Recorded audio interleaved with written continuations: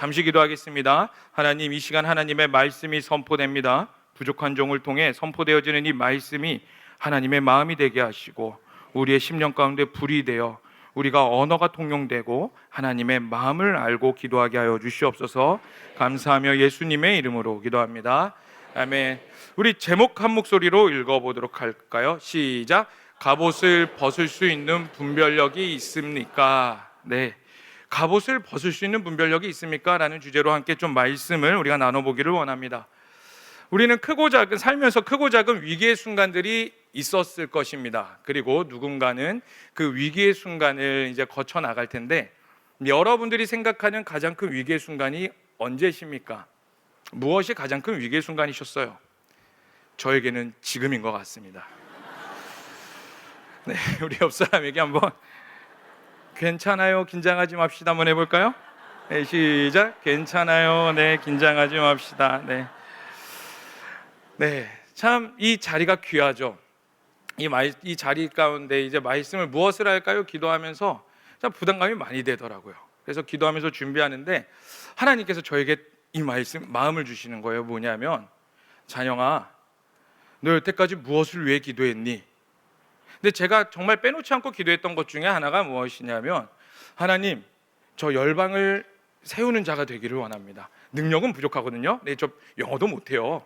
그냥 뭐 제 아는 수준이 yes or no, 이게 다예요. 그냥 how do you, 막 I'm fine, thank you, and you 더 물어보면은 막 이러면서 뭐래요, 막 이런 그 수준인데, 하나님, 그럼에도 불구하고 열방을 세우는 자가 되기를 원하고요. 하나님의 사람들을 깨우는 자가 되기를 원합니다.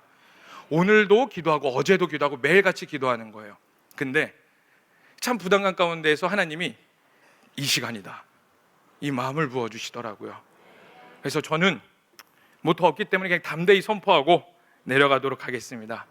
여러분, 우리에게 하나님의 말씀이 들려야 됩니다. 하나님의 말씀이 들려야 우리가 살아요.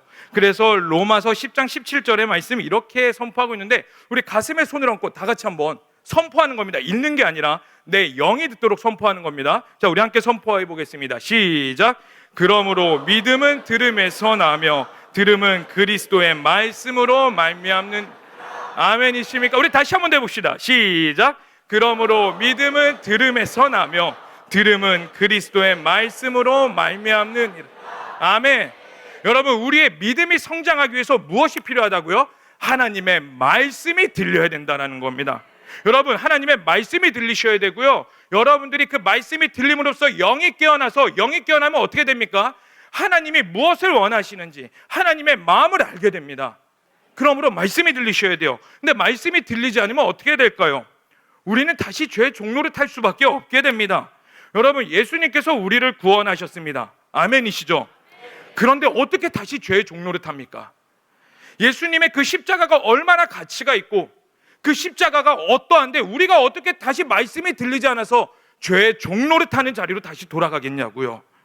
여러분, 언제까지 사탄에게 또 빼앗기며 미혹당하면서 속임수를 당하여서 언제까지 억울하게 사시겠습니까?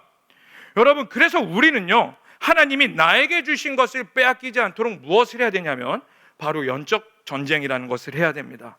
여러분, 그러므로 그리스도인들에게 영적 전쟁은 필수적이라는 거예요. 예수님께서 마태복음 16장을 통해 교회에 대해서 이렇게 정의를 내리셨어요. 뭐냐면 음부의 권세가 이기지 못한다라고 말씀하셨어요. 여러분들은 예수님의 피값으로, 그리고 예수님께서 구원하셨고 성령님이 계시기 때문에 교회인 줄로 믿습니다. 여러분, 정말 여러분들이 몸된 교회임을 믿으십니까? 그렇다면 여러분들의 삶이 음부의 권세가 이기지 못해야 돼요. 여러분, 음부의 권세가 이기지 못한다는 건 우리 삶 가운데 늘 영적 전쟁이 있을 수밖에 없다라는 거. 근데 그 영적 전쟁은 어쩔 때는 이기고 어쩔 때는 지고, 그 수준이 아니라 우리는 이미 승리하고 간다라는 겁니다. 아멘. 아멘이십니까? 여러분, 우리 승리했습니다. 여러분, 그러므로 승리자답게 사셔야 돼요.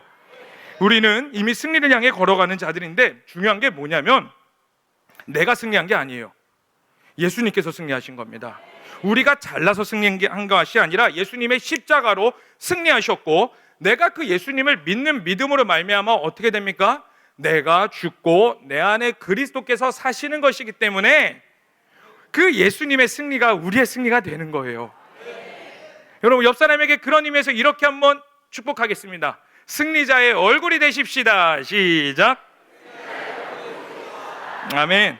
그러므로 우리에게 중요한 건 뭐냐면요, 내 방법대로 싸우는 게 아니에요. 철저히 100% 하나님의 방법으로 싸울 수 있으셔야 돼요. 왜요? 우리는 하나님의 사람이니까. 하나님의 방법대로 전쟁을 하셔야 됩니다. 오늘 본문이 바로 이와 같은 내용이에요. 오늘 본문에 다윗과 골리앗이 싸우기 전의 모습입니다. 싸우는 모습이 아니라 다윗과 골리앗이 싸우기 직전의 모습을 우리는 오늘 본문으로 읽었어요. 이 이스라엘과 블레셋이 이제 전쟁을 하려고 그러는데 거기에 걸출한 용사가 나오죠. 바로 골리앗이라는 사람이에요. 근데 성경에 이 골리앗을 뭐라고 표현하냐면 크기를 6규빗 한 뼘이라고 표현을 해요. 6규빗 한 뼘이 오늘날로 이제 환산해서 보면은 2.9m가 된다고 해요. 어마무시하죠. 저희 청년에 2m가 좀 안 되는 친구가 있어요. 저도 이제 작은 편은 아니거든요. 아주 장신은 아니지만 작은 편이 아니라서 이제 웬만한 키 큰 친구들도 본다면은 고개가 살짝 들려요. 안녕? 이 정도인데 그 친구 앞에 서죠? 고개가 좀 기분이 그래요. 막 고개 들 때마다 뭔가 내가 쭈글시럽지르고 막 뭔가 굉장히 난쟁이 된 기분. 목사인데도 청년 보고 안녕 이렇게 되는데 제가 그 남자 청년들하고 이게 간단하게 허깅하는 걸 좋아합니다. 이게 남자들만의 이게 허깅 방법이 있어요. 그래갖고 뭐 하이파이브하고 뭐 어깨로 막 왔어 막 이러는 뭐 그렇게 하는 것들이 있는데 그 친구하고 이제 오랜만에 만나면은 이제 간단하게 허깅하는데 이게 그 허깅할 때 느낌이 푹 안기는 기분이에요. 너무 커가지고. 그래서 이거 나는 분명히 안 하는데 뭔가 기분이 좀 그런데 막 기분이 살짝 나쁠 때가 있는데 어쨌든 굉장히 2m가 조금 안 되는 친구도 우리가 봤을 때 고개가 들려지고 뭔가 푹 안기는 기분인데 2.9m가 전쟁하러 나온다 해봅시다. 그리고 무기가 얼마나 무겁냐면 7kg에서 8kg래요. 그 창이. 그리고 골리앗이 입고 있는 갑옷만 치더라도 35kg이 된다고 합니다. 그런 골리앗이 하나님의 이름을 모욕하고 시비를 거는데 이스라엘 사람 그 군인 누구도 나서지를 못해요.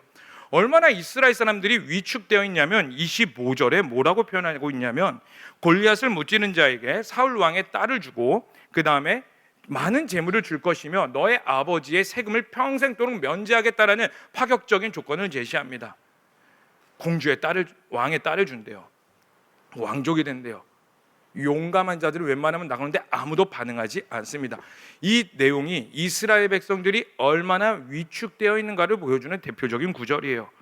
그런데 이런 상황 가운데서 아버지의 심부름으로 형들에게 이제 다윗이 음식을 싸가지고 그 전쟁터로 가죠. 전쟁터에 가는데 어떻습니까? 엄청나게 큰 사람이 쩌렁쩌렁 하나님의 이름을 모욕하기 시작하는 겁니다. 쫄보밖에 없느냐, 만군의 여호와 이름이 어디 있느냐 막 모욕하기 시작해요.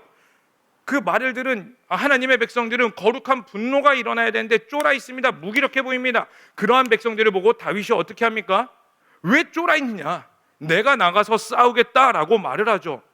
그런 다윗에게 사람들이 뭐라고 말해요? 이스라엘 사람들이, 군인들이 그래 너 믿음이 가상하다, 대단하다, 너가 나가서 싸워라 이러지 않아요. 조롱합니다. 심지어 다윗의 형 엘리압은 뭐라고 말해요?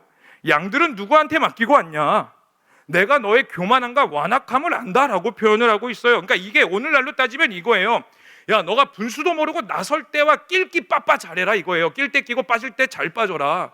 너가 뭔데 여기에 나서고 있냐? 근데 여러분 보십시오. 이 상황은요, 다윗이 이미 사무엘로부터 기름 부음을 받은 때입니다. 야, 너가 기름 부음 받았다고 뭐 된 줄 아느냐? 너가 뭐 왕의 약속을 받았다고 뭐가 된 줄 아느냐? 적당히 해라. 너 낄 때 끼고 빠질 때 빠져. 내가 너의 완악함과 교만함을 안다라고 말을 하고 있는 거예요. 그럼에도 불구하고 다윗은 어떻게 하죠? 결국 골리앗 앞에 서죠. 그리고 너무나 유명한 말씀을 선포합니다.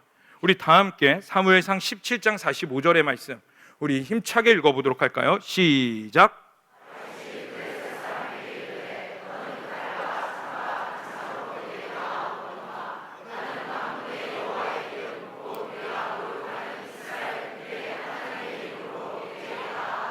뭐라고요? 너는 칼과 창과 단창으로 내게 나오지만 나는 만군의 여호와의 이름으로 내게 나아간다라고 당당히 선포해요. 얼마나 멋있는 말입니까? 여러분, 이 멋진 장면은요, 굳이 그리스도인이 아니더라도 세상에서도 너무나 유명한 말이에요. 하나님께서 다윗과 함께 하셨고 다윗이 그 하나님으로 말미암아 멋지게 골리앗을 이겨서 승리했다. 그래서 오늘날 사회 가운데서도 뭐라고 말합니까? 약자가 강자를 상대할 때 신문에, 기사에, 언론에 골리앗과 다윗의 싸움이다, 누가 이길지 지켜보자, 이런 표현을 쓰죠. 우리 교회를 떠나서 세상적인 곳에서도 약자가 강자를 상대할 때 쓰는 표현으로 굉장히 대표적인 내용이 되었습니다. 그러면 교회를 오래 다닌 우리들은 이 다윗과 골리앗을 여태까지 어떻게 배워왔어요? 다윗은 무엇으로 표현됩니까? 하나님의 사람, 하나님의 일, 하나님의 능력. 그리고 골리앗은 무엇으로 표현돼요? 세상, 악한 영, 하나님을 대적하는 자들, 이렇게 표현되고 있죠. 그래서 세상이라는 골리앗, 이 악한 것이라는 골리앗 앞에 우리는 다윗과 같이 굳건히 서서 만군의 여호와 이름으로 나아간다, 그러니 쫄지 마라, 당당히 나아가라, 이렇게 배우고 있죠. 네, 맞습니다. 여러분, 우리는 골리앗 앞에 이렇게 당당히 서셔야 돼요. 싸울 수 있으셔야 됩니다. 제가 앞서 말씀드렸죠. 우리의 전쟁, 그리스도인들은 뭐가 필수적이라고요? 영적 전쟁. 영적 전쟁이 필수적입니다. 여러분, 그러면 그 우리가 해야 되는 영적 전쟁들이 무엇입니까? 우리가 대적해야 되는 그 영적 전쟁이 뭐예요? 옆에 사람이 여러분들의 주적이십니까? 가끔 우리 교회 성도들이 옆에 있는 사람이 주적처럼 행동할 때가 있어요. 근데 여러분, 우리의 주적은 무엇입니까? 바로 악한 영이죠. 하나님을 대적하는 것들이죠. 여러분, 사탄이 어떻게 우리를 유혹합니까? 사탄의 목적이 뭐예요? 결국 우리에게서 교회 못 다니게 하는 거요? 찬양 못하게 하는 거? 기도 못하게 하는 거? 아니에요, 여러분. 그 정도로만 생각하면 단순한 생각이에요. 사탄이요, 교회 다니게 해요. 찬양하게 하고요, 기도하게 하고요, 울부짖게 해요. 근데 이것만큼은 못하게 합니다. 하나님을 제대로 믿지 못하게 해요. 하나님을 제대로 믿지 못하게 한다는 건 무엇을 말하는 거냐면 하나님의 말씀이 여러분들에게 말씀이 되지 못하게 하는 겁니다.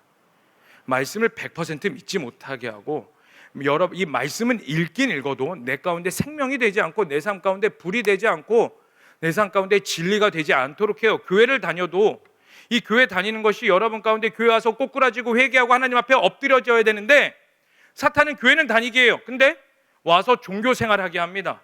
나이스한 신앙생활은 얼마든지 할 수 있어요. 여러분, 나이스한 신앙생활이요, 나이스한 신앙인들 우리의 의지로 얼마든지 할 수 있습니다. 얼마든지 인내할 수 있어요. 조금만 마음 독하게 먹고 나이스하게 할 수 있어요. 그런데요, 그 나이스함이 하나님 앞에서는 진실되지 않을 수가 있습니다. 여러분, 이거 잘 아셔야 돼요. 그럼 나이스한 신앙생활에서 벗어나셔야 됩니다. 사탄은 끊임없이 우리 가운데서 말씀을 빼앗고 말씀을 말씀대로, 말씀이 진리되지 못하도록 해요. 여러분, 그럼 오늘날 우리가 싸우는 골리앗들은 어떻습니까? 여러분들의 골리앗은 어떠세요? 여러분들의 내면에 있는 골리앗은 어떠십니까? 여전히 내면 가운데 싸워야 하는 영역들, 해결되지 않는 나만의 그 옹졸함들, 굳건함들, 완악함들은 무엇입니까? 여러분들의 가정과 직장과 삶의 영역에서 싸워야 되는 영역들은 뭐세요? 꼭 하나씩 있죠. 직장 어디에든 골리앗은 있어요. 그것을 우리는 청년들이 이런 표현을 쓰죠. 부장님, 사장님, 아니면 바로 상사, 윗상사, 맞서님, 이렇게 표현하죠. 그리고 우리 여성분들, 우리 권사님, 지사님들은 여러분들의 집안에 있는 골리앗이 누굽니까? 누구라고 표현돼요? 남의 편. 남의 편. 그럼 남자들은 또 어떻습니까? 자유하지 않죠. 각자만의 골리앗들이 다 있어요. 다 말하지 못할. 그럼 여러분, 이거는 개인의 골리앗이라고 한번 쳐봅시다. 그럼 여러분, 시대적인 골리앗은 어떤데요?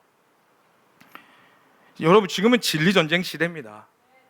여러분들의 삶 가운데서 말씀의 가치를 지키느냐 지키지 못하느냐의 싸움이고, 체제전쟁이고, 문화전쟁의 시즌이에요. 지금 여러분, 차별금지법 어떻습니까? 최근에 이런 일이 있었죠. 경상남도 교육청이 아빠, 엄마, 학부모라는 이름 대신에 이 아빠, 엄마, 학부모가 이게 성차별 용어라고 이걸 바꾸겠대요.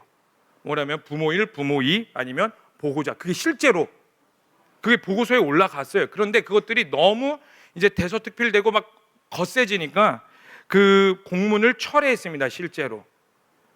그러면 이것들이 이제 실제로 일어나고 있는 상황이 우리 가운데 가깝게 다가오고 있습니다. 학생 인권 조례는 어떻습니까? 인권. 여러분, 도대체 인권이 뭡니까? 여러분들이 알고 있는 인권은 뭐고 여러분들의 인권은 어디서부터 나오는 겁니까? 여러분, 우리의 인권은 하나님으로부터 옵니다. 아멘이십니까? 그걸 바로 천부 인권 사상이라고 말을 해요. 그러므로 여러분, 우리 낙태 반대할 수밖에 없는 거예요. 이게 단순히 윤리적으로 잘못됐으니까가 아니라 낙태를 반대하는 이유가 뭐예요? 인권은 하나님으로부터 온 거기 때문에 이 생명을 내가 감히 함부로 할 수 없습니다. 이게 바로 천부 인권 사상으로부터 나오는 수많은 이론들이에요. 근데 학생 인권 조례는 뭐예요? 너의 인권은 너의 이성으로부터 나와. 너의 자유에서부터 나와. 그러니 마음껏 성관계 해도 돼. 낙태하는 법 알려주고 성관계하는 법 알려주고 피임하는 법 알려줍니다. 최근에 행정부에서 그리고 여성가족부 장관이 뭘 했어요? 그 먹는 피임 먹는 낙태를 빨리 통과시켜야 된다. 그거를 빨리 통과시키려고 하고 있죠. 그리고 또 어떻습니까? 기독교는 어때요? 혐오 프레임 가운데 들어가 있죠. 교회 사랑이 없어. 교회는 뭐 어떠니? 교회는 요즘 너무 극단적이야. 너무해. 이런 표현하면서 교회가 잘하는 것들은 싹 빼고 교회가 문제 있는 것들을 극대화시켜서 모든 교회는 다 문제가 있고 교회는 썩어 문드러졌어. 교회는 그래서 어떻게 해야 돼? 뭐 해야 돼? 다 싹 다 갈아 엎어버려야 돼. 교회는 더 이상 선하지 않아. 이러한 프레임을 우리 가운데 끊임없이 집어내고 있죠.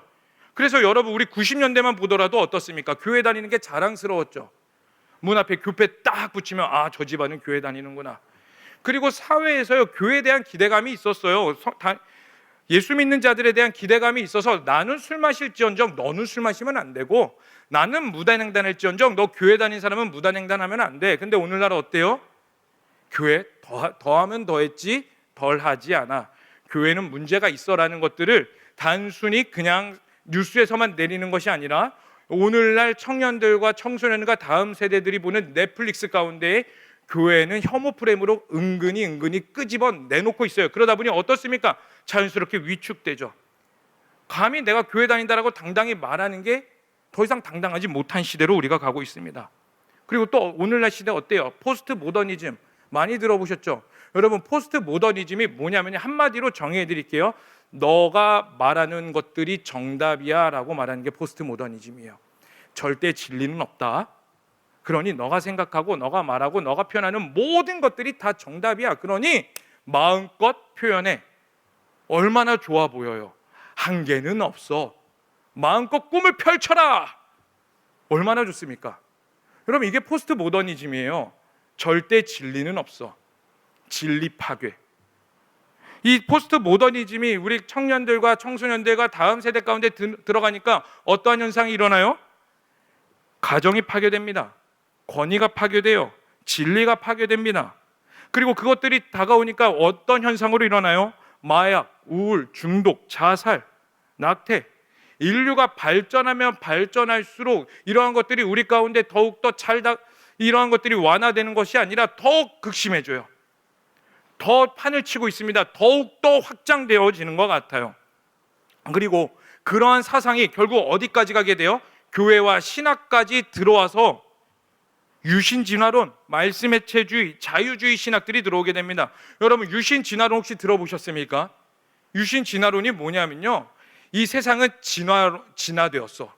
진화론이야. 그런데 쉽게 말씀드리면 이 세상은 진화되었는데 절대 주권자가 있어서 절대 주권자의 통치 아래 이 세상은 진화되었어 라고 말하는 게 쉽게 말해서 유신진화론이에요. 조금 더 복잡하긴 하지만 간단하게 말씀드려서요. 여러분, 이 유신진화론 듣기에는 그럴싸해 봅니다. 왜요? 과학적으로 세상이 창조되었다라는 것 절대로 풀 수 없거든요. 근데 과학적으로도 풀어낼 수 있으며 하나님이 계시다라는 것들도 풀어낼 수 있는 적당한 짬뽕이 바로 유신진화론이에요.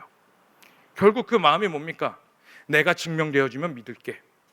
이 과학적인 이것들이 내가 증명되어지면 믿어줄게.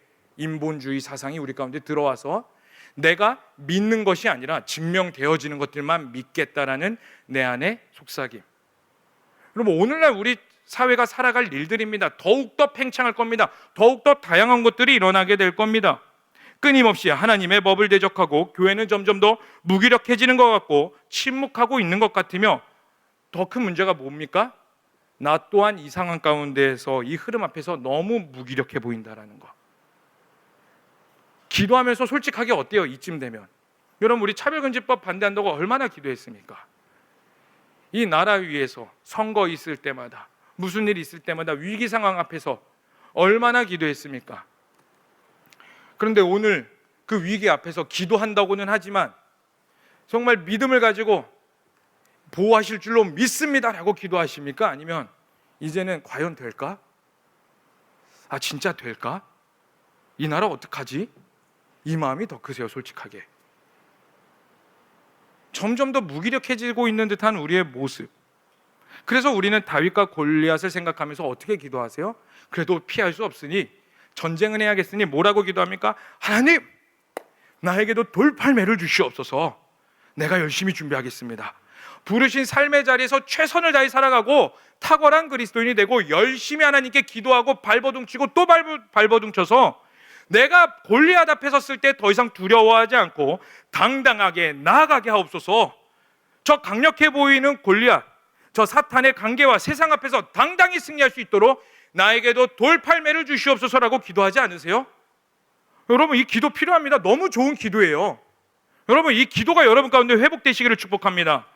여러분들과 우리 청년들, 다음 세대들, 이러한 기도가 여러분 가운데 입술로 선포가 돼야 되고 남들이 가르쳐줘서가 아니라 여러분들이 말씀과 하나님과 앞에 1대1의 관계에서 이 시대를 바라보고 이 기도가 자연스럽게 터질 수 있도록 하셔야 돼요. 그리고 청년들, 다음 세대뿐만 아니라 여기에 계신 모든 세대가 하나님이 말씀이 이 시대 가운데 다시 회복되기를 간절히 축복합니다.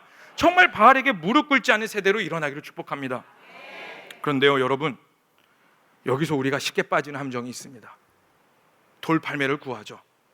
쉽게 빠진 함정이 뭐냐면 골리앗과 싸울 때에 다윗의 돌팔매만 생각한다라는 거예요.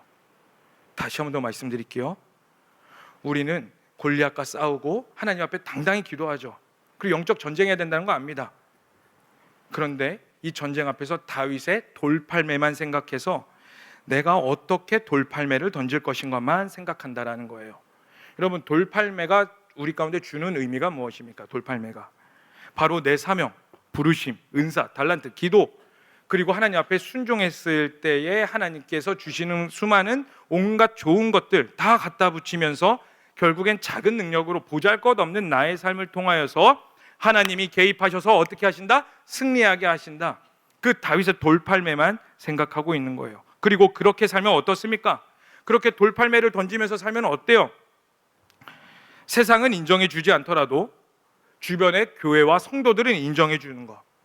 여러분, 사실 우리 솔직하게 한번 좀 솔직해져 봅시다. 이 시간 하나님 앞에 섰으니까 우리 한번 솔직해져 봅시다. 우리 이렇게 기도하는 거 세상 가운데 인정받으려고 하는 거 아니잖아요. 그렇죠? 세상 앞에 나 이만큼 기도한다, 나 그리스도인이다, 이거 하려고 기도하는 거 아니잖아요. 어쨌든 하나님 앞에 올바로 서려고, 하나님 앞에 제대로 세워주고 싶어서 기도하는 거 아닙니까? 그래가지고 내가 다윗처럼 돌팔매 던져서 하나님의 이름의 위대하심이 온 세상 가운데 드러내며 하나님, 부족한 나의 삶이지만 나의 삶을 통하여 하나님의 영광이 드러나기를 원합니다. 이 소망이 있으니까 다 기도하는 거 아닙니까? 그래서 이 사실 금요 철야 예배 시간은 어떠세요? 졸려 죽겠죠. 예, 배고프죠. 뭐 퇴근하자마자 밥도 제대로 못 먹고 급하게 오면은 이 자리, 그래갖고 막 오자마자 막 이 본당 사수 못 해가지고 울면서 슬피 울며 탄식하면서 영상 예배실로 가고, 나는 언제쯤 본당에 앉을 수 있을까? 이러한 갈망을 가지면서 오지 않습니까? 그리고 또 담임 목사님도 안 계시고 출석도 안 부르겠다, 자유다, 희년을 선포하라 이러면서 안 나올 수도 있는 건데, 하나님 드디어 이런 날도 오는군요 막 이러면서 안 나올 수도 있는데, 여기 나오시는 이유가 뭐예요? 결국에는 하나님이 보고 계시니까, 그리고 기도해야 되니까, 다윗처럼 멋지게 돌팔매 던져야 되니까, 그래서 기도하고 하나님 앞에 나오는 거 아닙니까? 너무 좋습니다. 너무 좋아요. 근데 이렇게 기도하면 문제가 뭡니까? 뭔가 열심히는 기도하는데, 최선을 다해 살아가는데 돌팔매는 던지는 것 같은데 던져야 되는 야망과 갈망은 있는데 내 안에 승리가 없는 거. 여러분들 얼마나 승리를 맛보며 살아가세요? 기도하는 족족 내 안에 악한 것들이 떠나가고 우울한 것들이 떠나가고 내 문제가 해결되고 변하지 않을 것 같던 내 자녀가 변화되어서 어머니 이번 주부터 교회에 가겠습니다. 와, 막 이러면은 뭐 교회 막 식사 막턱 돈 내고 우리 자녀 감사 헌금 교회 출석 막 이러면서 얼마든지 무엇이라도 할 수 있을 것 같은데 아무리 기도해도 내 자녀는 변하지 않을 것 같고 내 가정은 변하지 않는 것 같고 뭐 가정 뭐 사회 그거 다 떠나서 나라도 변화돼야 되는데 아무리 기도해도 나도 변하지 않는 거. 도대체가 변하지가 않습니다. 도돌이표 사는 것 같아요. 막 돌팔맨을 던지고 돌리고 있는데 골리앗은 너무 건재해요. 자꾸 이 돌을 던지는 것 같은데 이 돌이 다른 데 가요. 막 다른 데. 이 돌이 어디로 가야 됩니까? 골리앗의 이마로 정확히 가야 되는데 막 저는 열심히 기도해요. 돌려요. 우와 와다다다다 막 기도하면서 그럼 맞아라 하고 던졌는데 골리앗은 건재해. 옆에 봤더니 내 옆에 있는 사람이 맞아 죽고 있어요. 여러분 실제로 6.25 전쟁 때 그 아군의 총 맞아 죽은 사람이 몇 퍼센트나 될까요? 몇 퍼센트 될 것 같으십니까? 무려 20%래요. 그러니까 5명 중에 1명은 아군의 총 맞아 죽은 거예요.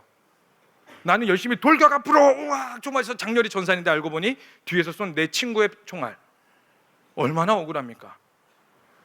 우리가 돌팔매 던지는 게 이와 같다라는 거예요. 우리 셀리더분들 정말 축복합니다. 오늘만큼은 좀 셀리더분들 많이 축복해드리고 싶어요. 난 세런들에게 힘들어해가지고 좋은 이야기 해주고 기도해주고 막 했는데 나중에 들려오는 이야기는 뭡니까? 그 이야기 때문에 상처받았어요. 지금 막 우시려고 그래요. 지금 몇 분은 그렇죠? 그 이야기 때문에 상처받았어요. 나는 좋은 이야기 해주는데 막 교회 안 나온다 그러고 그러면 또 마음이 어때요?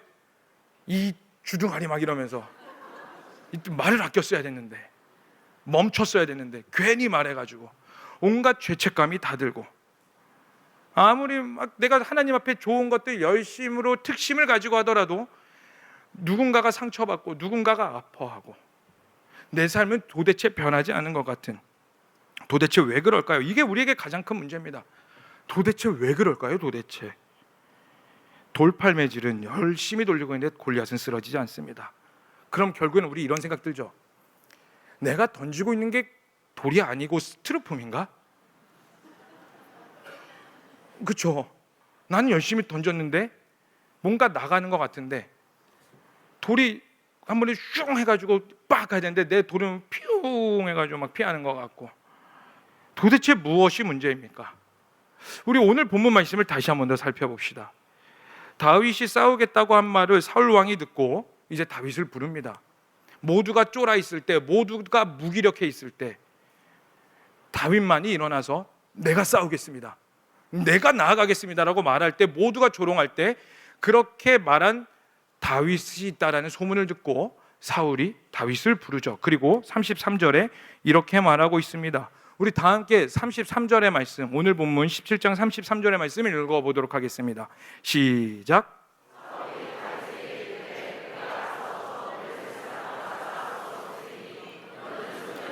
그는 어려서부터 용사입니다. 뭐라고요? 너는 어려. 너는 소년이야. 너는 절대로 골리앗을 상대할 수 없어. 골리앗 처음부터 용사였어. 그 누구도 이길 수 없어라고 말을 하죠. 그때 다윗이 뭐라고 말합니까? 바로 37절의 말씀입니다. 다 함께 읽어보도록 하겠습니다. 시작. 또 다윗이 이르되 여호와께서 나를 사자의 발톱과 곰의 발톱에서 건져내셨은즉 나를 이 블레셋 사람의 손에도 건져내시리이다. 사울이 다윗에게 이르되 가라, 여호와께서 너와 함께 계시기를 원하노라. 아멘. 뭐라고요? 하나님께서 나를 곰과 사자의 발톱에서도 보호하셨는데 이 블레셋 사람의 손에서도 나를 안 보호하시겠습니까? 나를 보호하실 겁니다. 나는 그 하나님을 신뢰합니다. 그러니 당당히 나아갑니다 라고 말을 하는 거예요. 그 말에 감동을 받은 사울 왕이 뭐라고 말하냐면 다 함께 38절의 말씀 읽어보도록 하겠습니다. 시작. 자기 군복을 다윗에게 입히고 노투구를 그 머리 위에 씌우고 또 그에게 갑옷을 입히매. 여러분, 이제 지금부터 중요합니다. 잠들어 있는 분들 깨십시오. 이제 지금부터 정말 중요합니다. 여러분, 그렇게 말한 다윗에게 전쟁터에 나가도록 허락했고 그 다윗에게 무엇을 주셨습니까? 갑옷을 입으라고 주었어요. 갑옷. 여러분, 소년 다윗이 왕의 갑옷을 입는다라는 게 그 시대적인 상황으로 어떠한 의미를 가지고 있냐면요, 우리 다 함께 사무엘상 13장 20절에서 22절까지의 말씀 우리 다 함께 읽어보도록 하겠습니다. 사무엘상 13장 시작. 온 이스라엘 사람들이 각기 보습이나 삽이나 도끼나 괭이를 버리려며 블레셋 사람들에게로 내려갔었는데 곧 그들이 괭이나 삽이나 쇠스랑이나 도끼나 쇠 채찍이 묻을 때 그리하였으므로 싸우는 날에 사울과 요나단과 함께한 백성의 손에는 칼이나 창이 없고 오직 사울과 그의 아들 요나단에게만 있었다. 무슨 말을 하고 있는 거냐면 그 당시에 이스라엘 백성들이 싸울 그 전쟁할 때의 시기가 무기 체계가 없었다라는 거예요.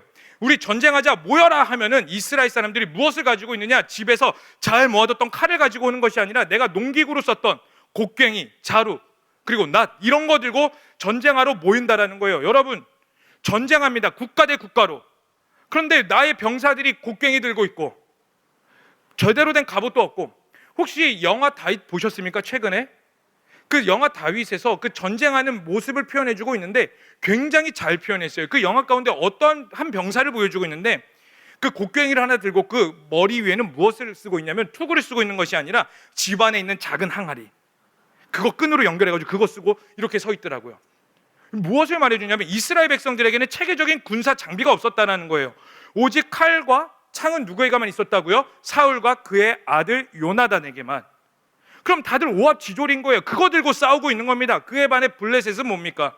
여러분, 블레셋은요 지중해 연안을 끼고 있는 도시국가예요. 5 도시국가를 합쳐서 블레셋이라고 말합니다.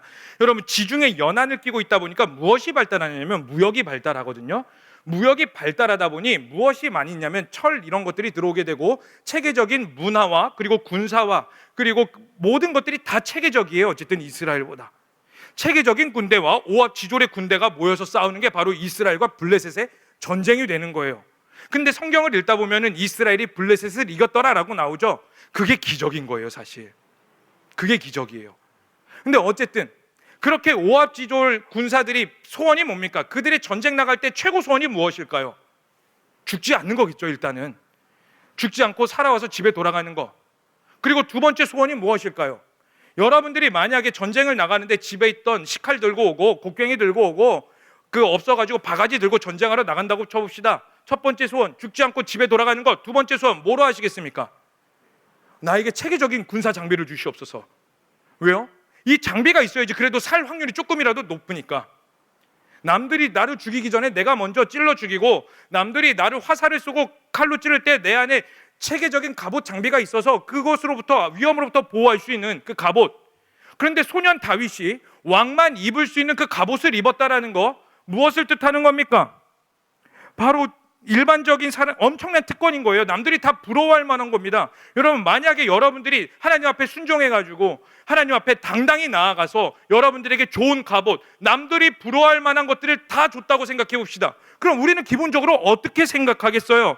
아, 내가 하나님께 순종하며 나아갔더니 하나님께서 나에게 좋은 갑옷을 주셨구나.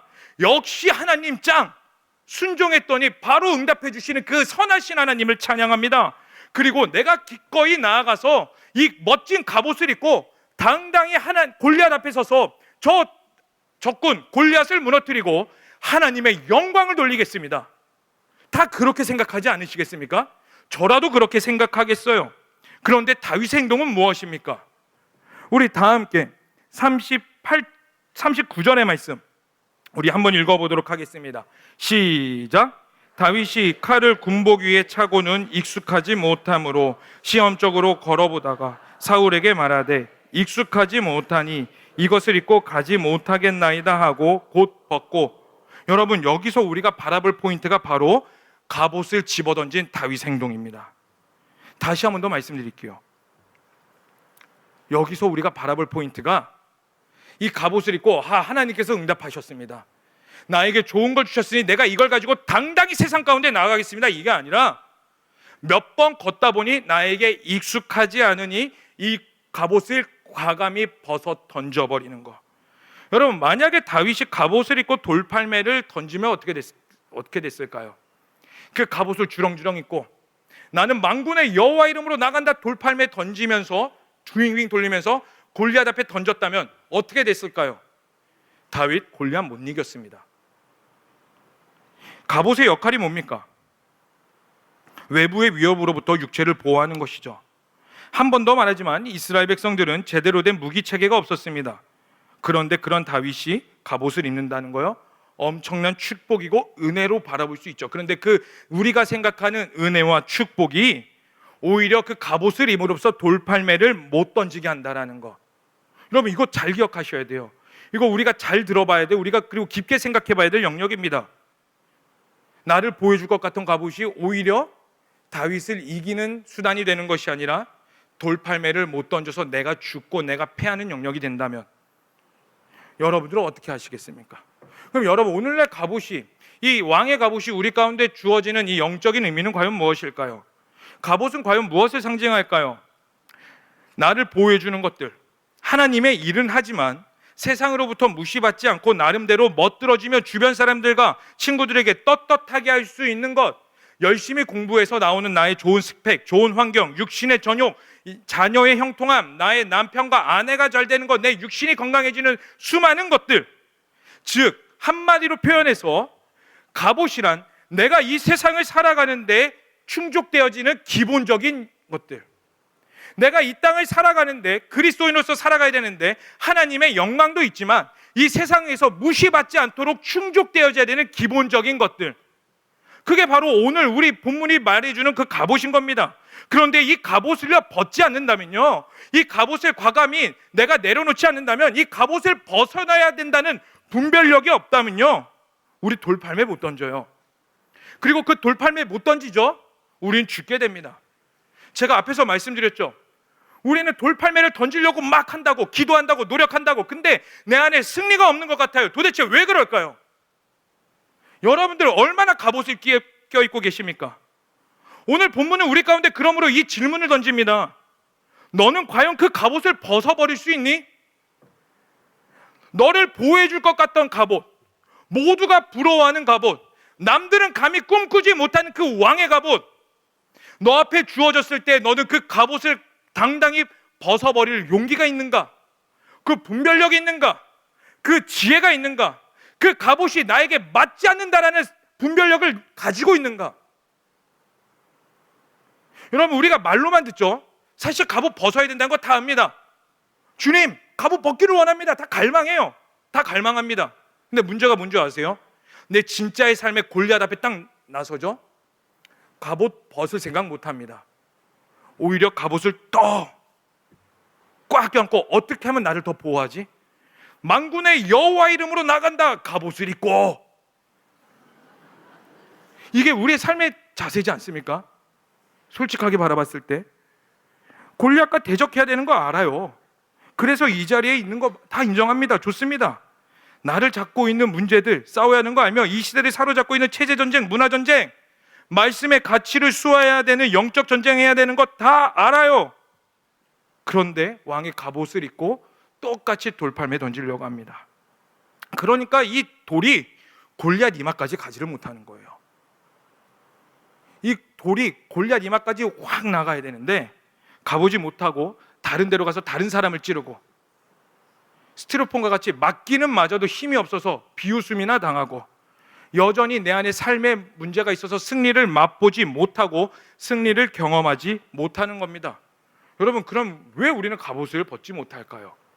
도대체 왜? 벗어야 되는 거 아는데. 남의 갑옷은 화려해 보여서 그래요. 여러분, 남의 갑옷은 어떻습니까? 남의 스펙은 어때요? 남이 하나님 앞에 기도하고 엎드렸을 때 그 형통함, 사실 부럽습니까? 안 부럽습니까? 그 사람이 입은 갑옷, 가슴에 독수리 모양이 있고 호랑이가 있고 막 용이 있으면 막 은과 금으로 떡칠해가지고 막 화살이 날라와도 맞더라도 죽을 것 같지 않고 보호해 줄 것 같으며 너무 멋있어서 막 남들이 부러워할 만한 그 갑옷. 그래서 여러분, 우리 어떻게 합니까? 그 갑옷 보면서 우리도 갑옷 입으려고 하죠. 남들만큼은 아니지만 나 뭐 은간금 없어도 됩니다, 주님. 그 정도는 괜찮아요. 저도 양심이 있으니까. 그런데 그래도 하나님, 저도 갑옷은 있어야 되지 않습니까? 저도 이것만큼은 있어야 되지 않습니까? 투구라도 있어야 되지 않습니까? 뭐라도 보여야 되지 않습니까? 그런 마음으로 갑옷을 입으려고 해요. 여러분, 저도 마찬가지예요. 여기서요, 야, 앞에서 저도 막 갑옷을 벗어야 됩니다 말하고 있죠. 여러분, 저도 그 누구보다 갑옷을 껴입는 사람이 저예요. 이 벗는 거 사실 쉽지 않습니다. 요즘 같은 SNS 시대 어때요? 수많은 설교들이 올라오고 있죠.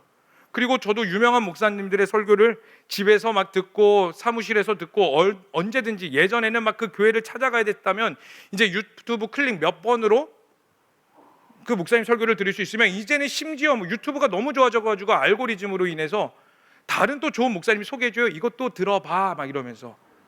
그러면 유혹을 참지 못하고 딸깍 그러면서 아, 그 목사님 너무 좋네. 저도 막 그렇게 그 목사님들의 설교가 막 다가와요. 근데 그 저보다 뭐 대단하신 대선배님들, 기라성 같은 선배님들의 설교 듣다 보면 아, 나도 저렇게 깊어지기를 원한다. 나도 언제쯤 저런 깊은 설교를 할 수 있을까 하다가 저와 비슷한 동년배에 비슷한 목사들의 설교를 가끔 듣기도 하거든요. 와, 대단해요. 뭐 탁월해요, 탁월해. 뭐 말할 때마다 빵빵 터집니다. 사실 제가 뭐 유머러스한 사람이 아니에요. 뭐 지난주에 설교하셨던 우리 목사님처럼 뭐 세용지마 뭐죠? 뭐 기억도 안 나요. 남기지마 뭐 이런 거 설교 들어가기 전에 이거 빵빵 터져지면 얼마나 좋아요. 근데 저는 그런 사람이 아니고 말 주변도 없고 능력도 없고, 대선배님 보면서 아, 그치, 동경이라도 할 수 있지. 근데 제 주변에 엄청 탁월한 목사님들 보면서, 제 또래 목사님들 보면서 들으면서 은혜 받는데, 은혜 받고 나중에 현타 와요. 와, 진짜 대단하다, 탁월하다, 재밌다, 눈물을 흘리게 하고. 근데 나는 어떻지? 왜 나는 이 정도밖에 안 되지? 여기까지 온 것도 하나님의 은혜인데, 이것도 하나님의 은혜란 고백도 합니다. 근데 왜 나는 이 정도까지는 못하지? 왜 나는 능력이 없는 것 같지? 사실 다 비슷한 생각하지 않습니까? 끊임없이 남과 비교하면서 저 갑옷 입어야 됩니다. 그런데 여러분, 다시 한 번 더 말씀드리지만 우리 저 골리앗 상대하기를 원한다면요, 여러분 가운데 골리앗을 상대해야 된다는 마음이 있으시죠? 갑옷 벗으실 수 있으셔야 돼요. 멋지고 화려해 보이고 나를 보여줄 것 같은 이 세상의 기준을 던져버려야 됩니다. 그래야 하나님께서 나에게 허락하신 게 보여요. 다시 한 번 더 말씀드립니다. 우리는 살면서 이게 과연 하나님의 뜻인가? 저게 하나님의 뜻인가? 너무 고민하죠. 분별력이 안 씁니다. 왜 그럴까요? 갑옷을 입고 있으니까. 여러분, 갑옷을 벗어야지 하나님이 나에게 허락하신 게 보입니다. 우리 다 함께 40절의 말씀 한번 읽어볼까요? 시작. 손에 막대기를 가지고 시내에서 매끄러운 돌 5을 골라서 자기 목자의 손에 물매를 가지고 블레셋 사람에게로 나아간. 갑옷을 던져버린 다윗이 한 행동이 뭡니까? 이제 시냇가로 가는 겁니다. 거기서 내가 평소에 던졌던 비슷한 돌, 매끄러운 돌 5을 고르는 거예요. 여러분, 40절 말씀을 읽으면서 무엇을 느끼십니까? 어떤 생각이 드세요? 다윗의 심정이 느껴지십니까? 다윗이 어떠한 마음으로 그 돌을 주웠을까요? 어떠한 마음으로 그 골리앗 앞에 서는, 골리앗 봤습니다. 두려운 거 다 합니다. 모두가 쫄아 있습니다. 그리고 다윗은 심지어 그 갑옷이 맞지 않기 때문에 다 집어 던졌어요. 나를 보호해줄 것 같지 않은 모든 상황 가운데에서 이 돌팔매를 던질 만한 돌을 집어 던질 그 다윗의 심정, 과연 어떻습니까? 여러분, 어떻게 그리스도인이 세상과 똑같은 방법으로 살아서 싸우겠습니까? 여러분, 우리 구원받은 자라면서요, 내가 죽고 예수 그리스도가 산다면서요, 내가 죽어지길 갈망한다면서요, 여러분들의 모든 삶이 하나님의 것이 되기를 원한다면서요, 그런데 어떻게 세상과 똑같은 방법으로 살아서 저 골리앗을 싸워서 이기겠냐고요? 똑같은 기준, 똑같은 가치관, 똑같은 방법, 어떻게 살아서 그 골리앗과 싸우겠습니까? 만약에 다윗이 갑옷을 입고 골리앗 앞에 나갔다고 생각해 봅시다. 그리고 돌팔매를 던져서 이겼다고 생각해 봅시다. 그러면 그 승리의 영광이 100% 하나님의 것이 될까요? 물론 하나님의 영광은 될 겁니다. 네, 하나님께서 하셨습니다. 하나님께서 이끄셨습니다. 근데 과연 그 100%의 영광이 하나님께 올려드려지겠냐고요. 여러분, 우리의 삶은 어때요? 우리의 모든 일 하다가 하나님께서 행하시고 하나님께서 우리 가운데 역사하시면 뭐라고 고백해요? 하나님께서 하셨죠. 우리 자녀가 좋은 데 가고, 또 내가 좋은 데 가고 취업하고, 또 내가 뭐 주식은 하지는 않으시겠지만 뭔가 잘 돼가지고 돈이 많아졌습니다. 뭐라고 고백하시겠어요? 하나님께서 하셨습니다. 이 고백 다 하시죠. 근데 그 내면의 깊은 심리 봅시다. 100% 하나님께서 하신 거예요? 인간은 속일 수 있지만 하나님은 못 속여요. 저도 마찬가지예요. 저도 앞에서는 하나님이 하셨습니다. 아, 하나님이 영광 받으시죠. 근데 누군가가 말할 때 말하는 그 감언이설, 칭찬 너무 달콤해요. 그래서 가끔은 아이 그냥 도망쳐 버립니다. 찬양 인도하고 뭐 하고 아이 도망쳐 버립니다. 너무 듣고 싶거든요. 귀로는 잘했어, 은혜 받았어. 근데 그게 내가 익숙해져 버리면은 갑옷이 되어 버리니까. 여러분, 하나님의 영광이 되셔야 됩니다. 성경은 그래서 분명히 이렇게 말하고 있어요. 세상과 방법은 다르다고. 다 함께 이사야서 55장의 8절, 우리 다 함께 선포해 볼까요? 시작. 이는 내 생각이 너희 생각과 다르며 내 길은 너희 길과 다름이니라. 여호와의 말씀이니라. 여러분, 하나님의 방법과 하나님의 길과 인간의 방법과 인간의 길은 다릅니다. 우리는 끊임없이 갑옷 입으려고 하죠. 아니요, 근데 하나님은 명확하게 말씀하세요. 아니야, 그 갑옷이 너를 보호해주지 않아. 던져버려야 돼. 그 갑옷이 너에게 은혜로 다가올지라도, 그 갑옷이 응답으로 다가올지라도 아니야, 그 갑옷 던져버려야 돼. 왜요? 이것은 하나님의 방법이 아니니까. 하나님의 방법과 하나님의 길은 완전히 다르다는 걸 여러분들이 인정하셔야 됩니다. 여러분, 예수님의 십자가도요, 세상의 방법과 완전히 달랐어요. 모두가 로마의 압제를 벗어나게 하는 메시아를 기대했습니다. 그 강력한 군주를 원했어요. 그래서 예수님이 그 예루살렘에 들어가실 때 사람들이 다 어떻게 반응했습니까? 종려나무까지 흔들다가 그 앞에 흘리면서 호산나 호산나 외치지 않았습니까? 그들의 호산나가 뭐예요? 아, 이분이 나를 죄에서 지옥에서 천국으로 이끌어 가실 분이다. 그겁니까? 아니죠. 우리를 로마의 압제에서 구원하실 분이 이분입니다. 와서 빨리 우리를 구원해 주시옵소서, 이거였다고요. 근데 그 예수님이 며칠 후에 보니까 어떻게 돼요? 십자가를 지고 가고 있네. 그 배신감, 허탈감, 우리가 믿었던 거는 다 무엇인가 하는. 여러분, 이 십자가가 로마 사람들에게 한번 물어보죠. 당신에게 십자가는 어떤 의미입니까? 그 당시에 로마 사람들에게 물어보면요, 이 십자가는 로마 시민조차도 너무나 잔인한 형벌이어서 로마 시민에게는 이 십자가 형벌을 내리지 않았어요. 여러분, 그래서 사도 바울이 로마 시민권을 가지고 있었기 때문에 사도 바울은 십자가에 달려 죽지 않았던 거예요. 근데 베드로는 어떻게 순교했습니까? 십자가에 거꾸로 매달아 죽었습니다. 왜요? 그는 로마 시민권자가 아니었으니까. 십자가에 달려 죽일 자들은 누구냐면 이 나라를 정복시킬 수 있는 자들, 국가 반역죄, 이 국가의 가장 위험한 자들을 다 십자가에 못 박아요. 근데 그 예수님이 십자가에 못 박이셨습니다.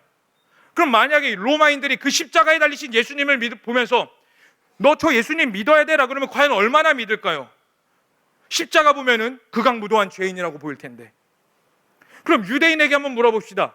당신에게 십자가는 어떤 의미냐라고 물어보면 유대인들은 뭐라고 대답할까요? 여러분, 신명기에 분명히 이렇게 말하고 있습니다. 누구든지 나무에 달려 죽은 자는 저주받는 자다. 예수님 십자가에 나무에 달려 돌아가신 분이에요. 유대인들이 예수님의 십자가 보죠? 저주입니다. 그런 유대인들에게 예수 믿으세요, 십자가 보세요, 와, 그분이 대단하신 분입니다, 우리의 구원자입니다. 과연 누가 그럴 수 있을까요? 여러분, 하나님의 방법은 우리의 방법과 완전히 다릅니다. 그런데 누구나 저주라고 말했던 그 십자가가 결국 우리 가운데 무엇으로 다가와요?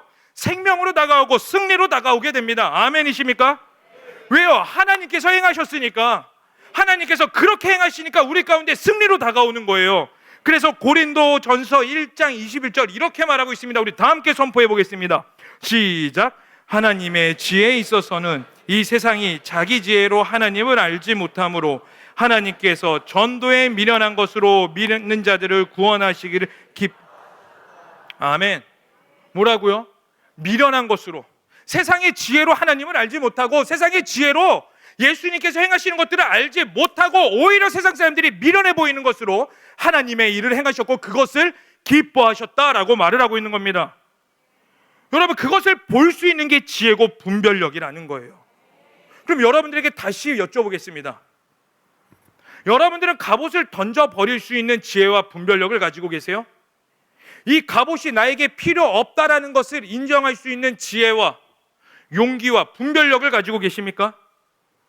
그럼 그 분별력과 지혜는 과연 어디서부터 올까요? 그 분별력과 지혜는 하나님의 방법을 알고 믿으며 나아가는 것인데 그 방법을 어디서 우리가 얻어갈 수 있느냐? 바로 내 삶을 살아갈 때입니다. 다시 한번 더 말씀드릴게요.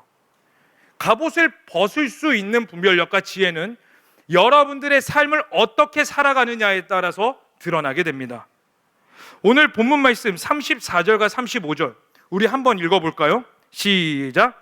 다윗이 사울에게 말하되 주의 종이 아버지의 양을 지킬 때 사자나 곰이 와서 양 떼에서 새끼를 들어가며 내가 따라가서 그것을 치고 그 입에서 새끼를 찢어내었고 그것이 일어나 나를 해하고자 하면 수염을 잡고 그것을 쳐 죽였나이.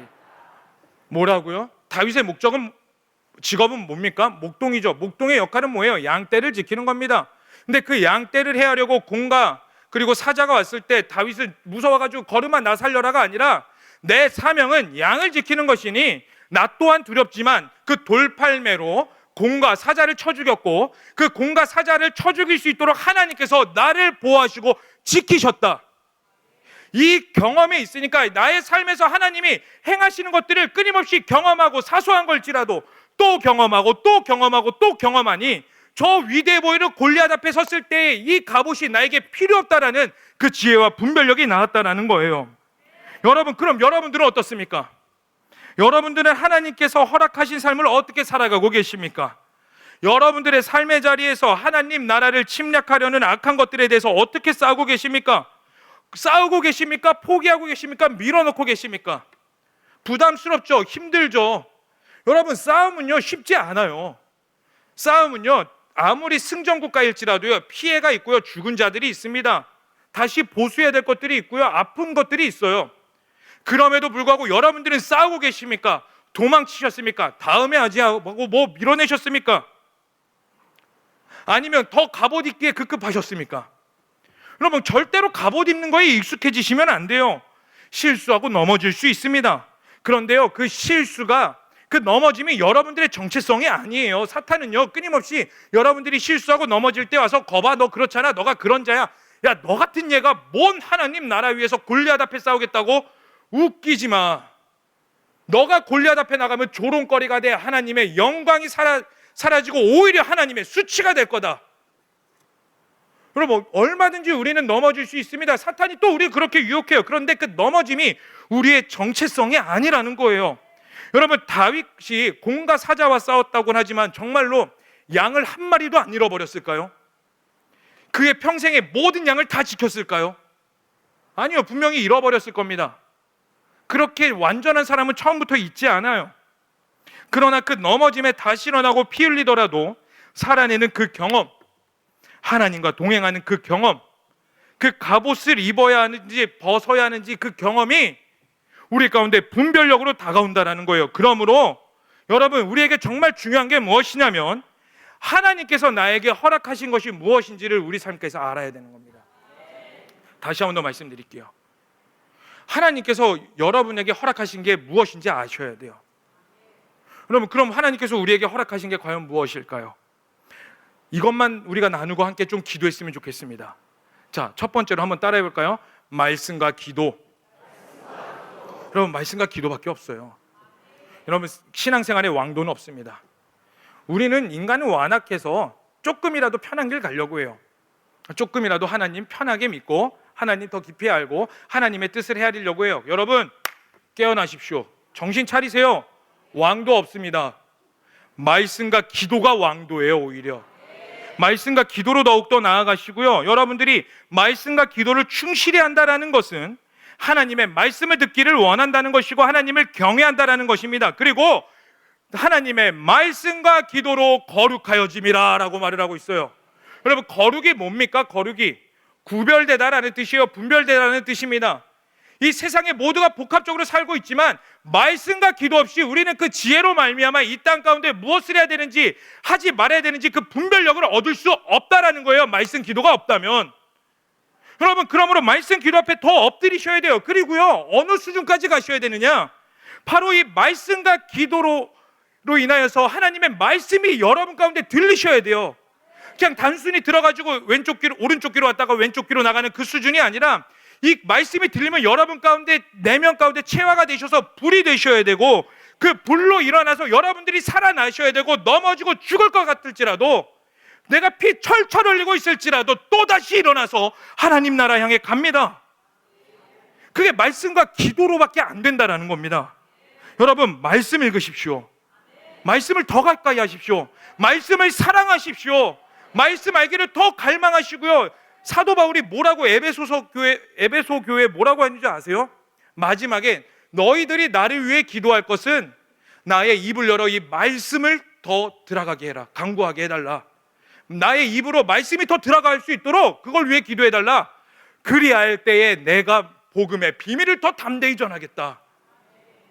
사도 바울도요, 말씀을 가까이 했습니다. 사도 바울조차도 그렇게 했는데 하물며 우리는 왜 이렇게 사시는 겁니까? 말씀을 사랑하셔야 돼요. 그런데 문제가 뭐예요? 말씀과 기도가요, 사랑해야 되는 건 아닌데 너무 율법적으로 다가온다라는 거, 무겁다라는 거. 여러분, 그래서 성령님이 필요합니다. 성령님께서 말씀을 깨닫게 하시고 기도게 하시는 그 능력이 우리 가운데 있어야 돼요. 여러분, 성령을 갈망하시고요, 그 성령의 말씀의 지혜로 말미암아. 왜요? 우리는 영물입니다. 여러분, 하나님께서 인간을 만드실 때 흙으로 빚으시고 어쩔 때 인간이 됐는지 아세요? 인간이 인간답게 생기를 불어넣으시니, 생명을 불어넣으시니 생명이 생기가 된지라.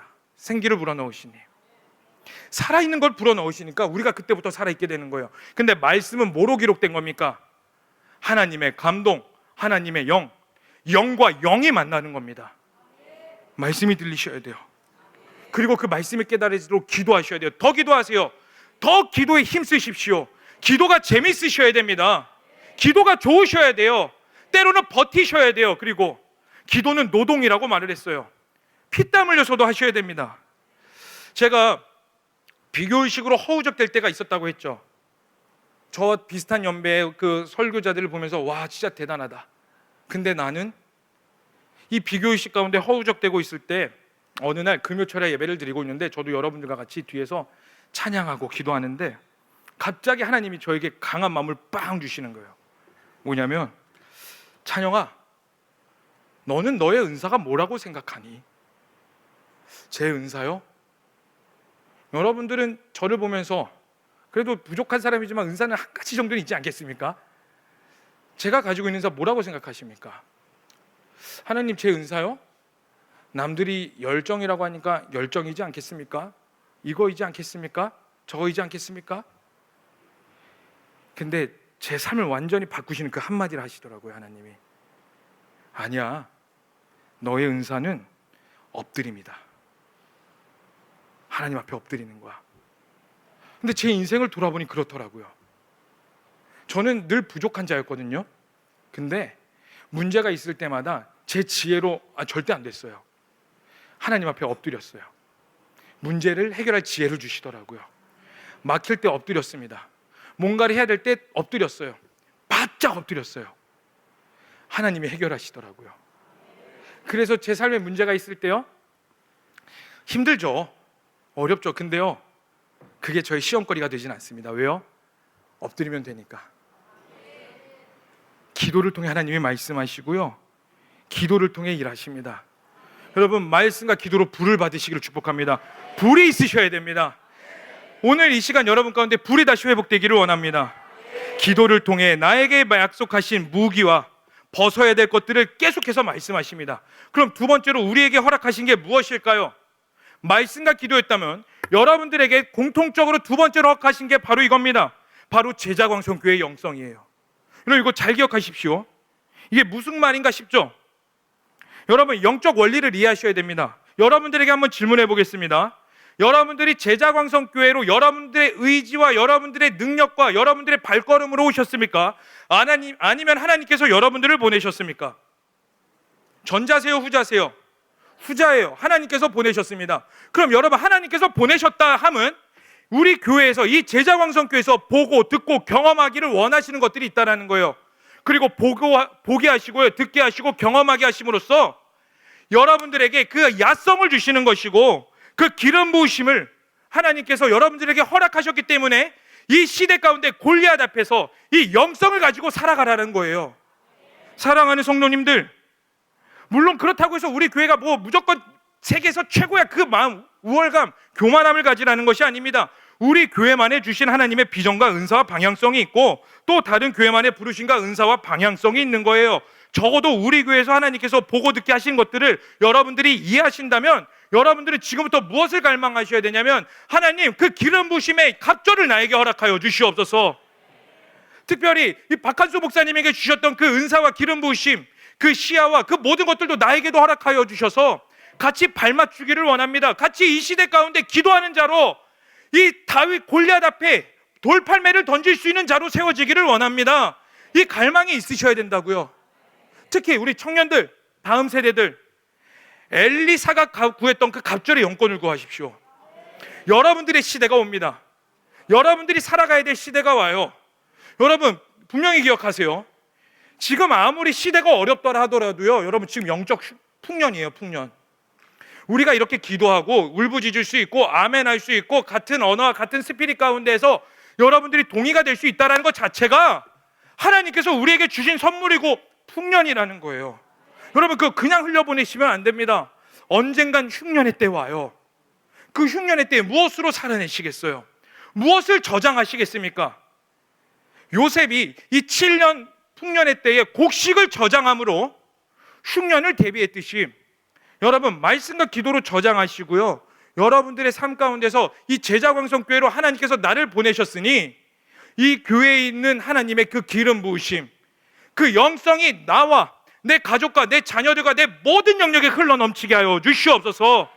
여러분 그거 갈망하셔야 됩니다. 여러분 사탄에게 빼앗긴 게 너무나 많아요. 너무나 많습니다. 말하지 않아서 그렇지 여러분들의 가정 가운데 빼앗긴 게 많고 여러분들의 삶 가운데 빼앗긴 게 너무나 많습니다. 우리 누군가 신격하려고 이 말하는 게 아니에요. 지금 눈빛이 잘 보이려고 지금 또 저러고 있구나.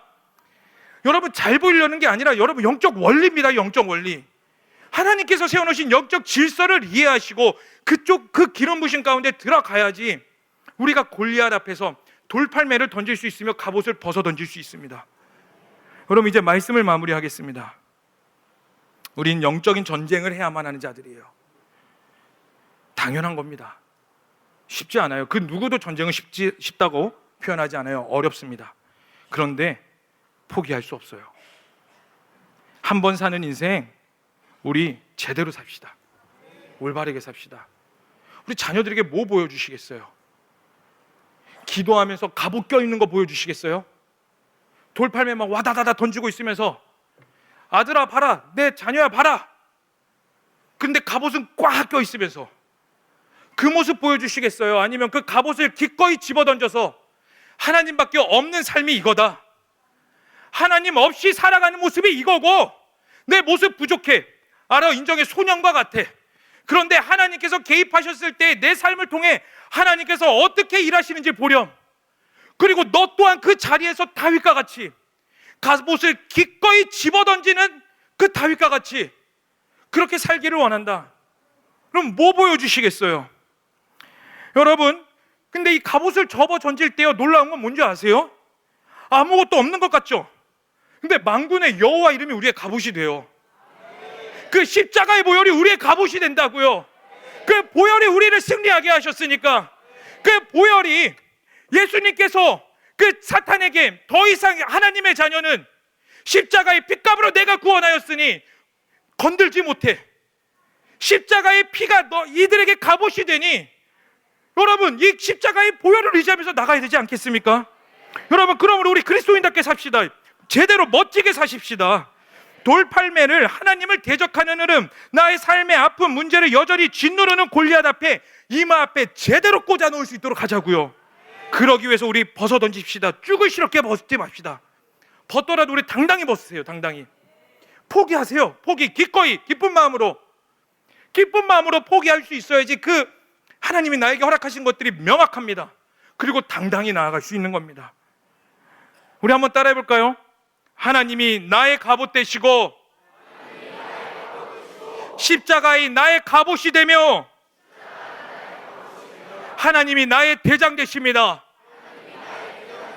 아멘이십니까? 정말 아멘이십니까? 이 불이 여러분 가운데 회복되기를 축복합니다. 이 오늘 기도 가운데 여러분들의 입술이 열리기를 축복합니다. 무너졌던 영역들이 회복될 것입니다. 여러분들의 그 돌팔매가 그 사탄이라는 그 이마 가운데 제대로 꽂힐 것입니다. 아멘. 하나님이 하시기 때문에, 예수님께서 승리하셨기 때문에 우리 그 마음 가지고 이 시간 우리 함께 찬양하고 좀 기도해 볼까요? 우리 함께 좀 찬양해 봅시다. 우리 세상의 유혹 시험이 내게 몰려올 때에 우리 이 찬양하면서 한번 나갔으면 좋겠어요. 나는 찬양합니다. 두 손 들고 기꺼이 찬양합니다. 왜? 전쟁은 나의 것이 아니기 때문에. 기꺼이 갑옷을 던집니다. 갑옷을 던질 수 있는 분별력을 허락하여 주시옵소서. 왜요? 전쟁은 하나님의 것이기 때문에. 우리 그 마음 가지고 우리 함께 좀 찬양하며 나아가겠습니다. 세상의 유혹 시험이 내게 몰려올 때에 나의 힘으로 그것들 모두 이길 수 없네. 거대한 폭풍 가운데 위축된 나의 영혼 어찌할 바를 몰라 헤매이고 있을. 우리 다시 한 번 더. 세상의 유혹 시험이 내게 몰려올 때 나의 힘으로 그것들을 아멘. 모두 아멘. 그렇습니다. 거대한 폭풍 가운데 위축된 나의 영혼 어찌할 바를 몰라 헤매이고 있을 때 우리 다 함께 선포합시다. 주를 찬양, 손을 들고 찬양. 전쟁은 나에게 속한 것. 아멘. 그렇습니다. 주를 찬양, 손을 들고 찬양. 전쟁은 하나님께 속한 것이. 우리 다 함께 선포합시다. 거짓과 속임수로 가득 찬 세상에서 어디로 갈지 몰라 머뭇거리고 공중의 권세 잡은 자 지금도 우리는 실패와 절망으로 넘어들. 우리 다 함께 고백합시다. 주위를 둘러보며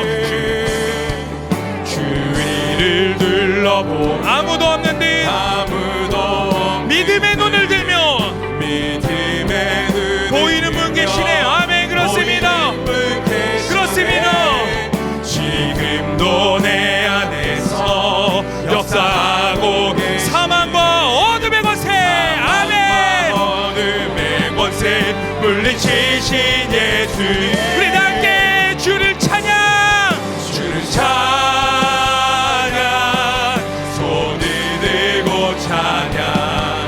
전쟁은 나에게 속한 것 아니니 주를 찬양, 손을 들고 찬양. 전쟁은 하나님께 속한 것. 우리 다시 한번 더 주를 찬양, 손을 들고 찬양. 전쟁은 나에게 속한 것 아니니 주를 찬양.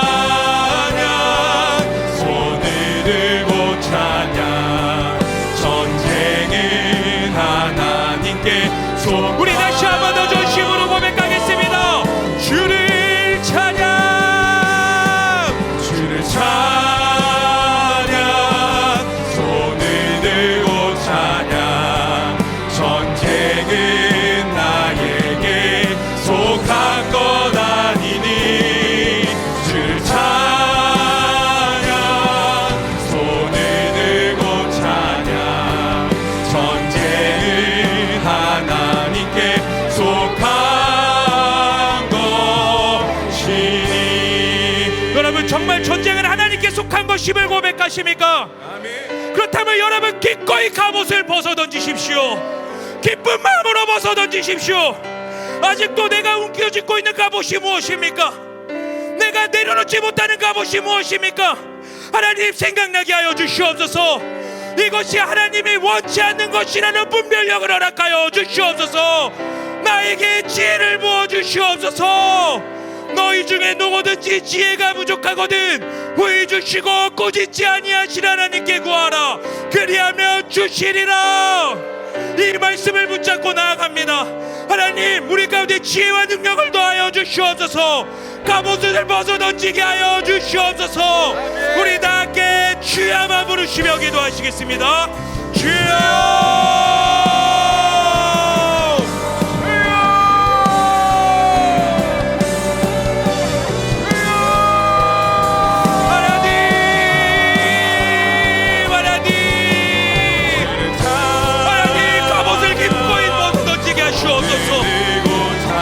하나님 나를 붙잡고 있는 것이 무엇입니까?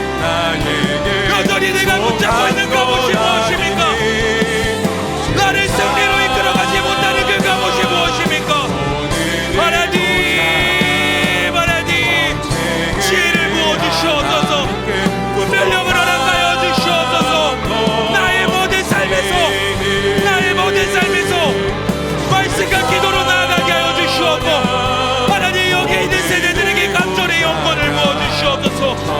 하나님 영적인 징수 안으로 들어갑니다. 아바 주여 하나님 우리를 불쌍히 여겨주시옵소서. 아버지 하라바라바라바라바리게 베이스베리 슈라바라바라바바 바라라바라바라바라바라바바 성령의 불로 하나님 돌팔매만 던지는 모든 것들을 돌이킵니다. 갑옷을 벗게 하시옵소서. 하나님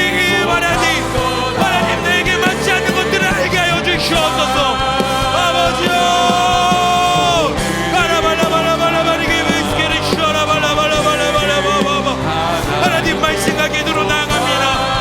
그것을 알기 위해서 이 시간 말씀과 기도로 엎드립니다. 겸손히 엎드립니다. 겸손히 엎드립니다. 아바 주여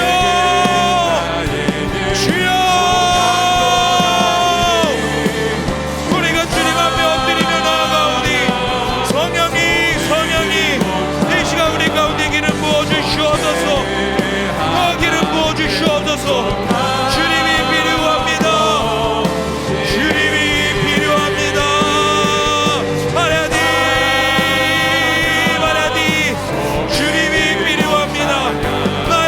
주님이 필요합니다.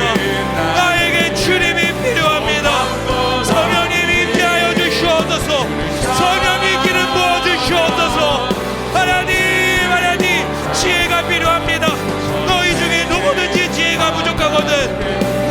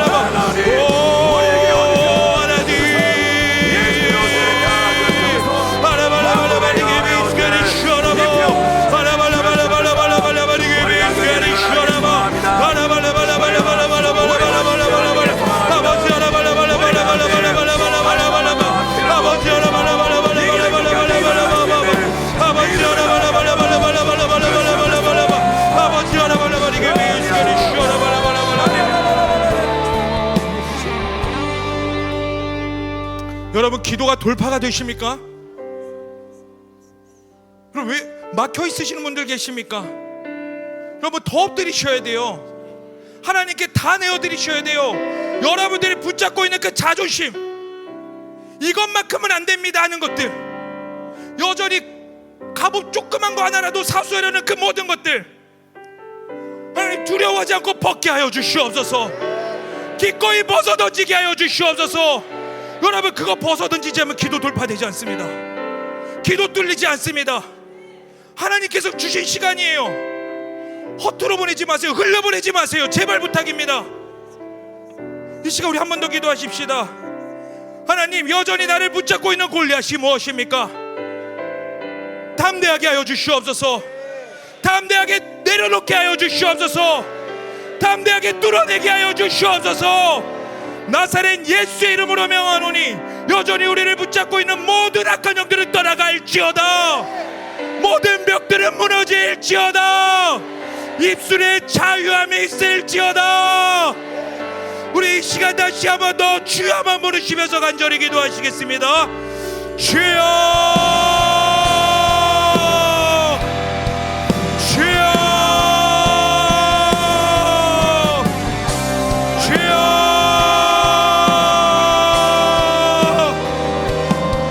하나님,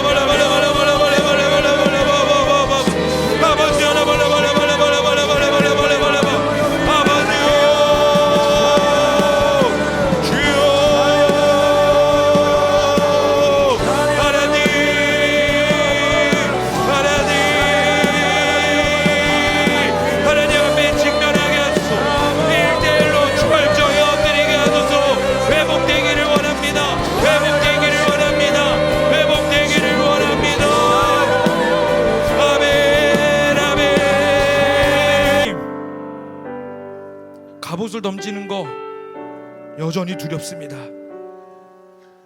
뭐부터 해야 될지도 모르겠고 여전히 씨름해야 되며 나아가야 됩니다. 그런데 우리가 포기할 수 없는 이유는 예수님이 우리를 구원하셨기에, 그 예수님만이 우리의 모든 것이기 때문에 그 보혈이 우리의 갑옷되기에 하나님 기꺼이 내 권리를 포기하고 기꺼이 갑옷을 던져버리고 이 골리앗 앞에 나아갑니다. 하나님 힘을 주시옵소서, 용기를 주시옵소서. 하나님 갈망하는 모든 자들에게 성령의 불을 내려 주시옵소서. 이 시간 우리 마지막으로 한 번 더 기도하십시다. 하나님, 이 대한민국의 악한 이 시대에 여전히 사로잡고 있는 골리앗이 있습니다. 그러나 하나님, 여기에 있는 이 제자광석교회와 안국교회가 일어나서 기꺼이 돌팔매를 던지게 하여 주시옵소서. 무너지게 하여 주시옵소서. 예수님을 향해 달려가는 민족이 되게 하여 주시옵소서. 그리고 우리 다음 세대들은 제자광성교회 부어주신 이 영성의 갑절을 부어주시옵소서. 이들이 살아갈 시대가 있습니다. 이 영적인 풍년의 시대에 더 구하게 하여 주시옵소서. 더 부어주시옵소서. 더 갈망하게 하여 주시옵소서. 우리 다 함께 주여 부르시며 기도하시겠습니다. 주여.